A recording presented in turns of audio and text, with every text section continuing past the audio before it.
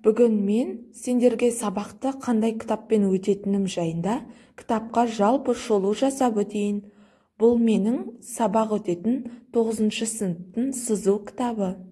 Енді кітап авторларына тоқталып өтейік. Ботвинков Александр Давидович, Виноградов Виктор Никонович және Вишнепольский Игорь Самойлович. Кітап Просвещение Қазақстан баспа үйінде 2010 жылы жарыққа шығарылған болатын. Кітапты қазақ тіліне аударған Тоқтамысов. Жалпы бұл оқулықта сызу пәнінің теориялық материалдары және де онда өткен тақырыптарды қайталауға, есте сақтауға арналған сұрақтар мен тапсырмалар, графикалық және практикалық жұмыстар топтамасы берілген. Кітап суреттермен жақсы безендірілген. Енді кітаптың мазмұнына тоқталып өтейік. Ең бірінші бұл кітап жалпы 9 бөлімнен тұрады.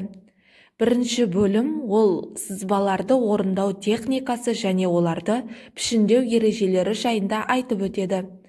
Екінші бөлімде тік бұрышты проекциялар жүйесіндегі сызбалар жайында. Үшінші бөлім аксонометриялық проекциялар. Төртінші сызбаларды оқу және орындау. Ал 5-ші бөлім ол эксиздер. 6-шы бөлім қималар мен тіліктер жайында айтылады. 7-ші бөлім кескіндемелерінің қажетті санын анықтау. 8 құрастырмалы сызбалар жайында. Ең соңғы 9-ші бөлім бұл құрылыстық сызбаларды оқу жайында.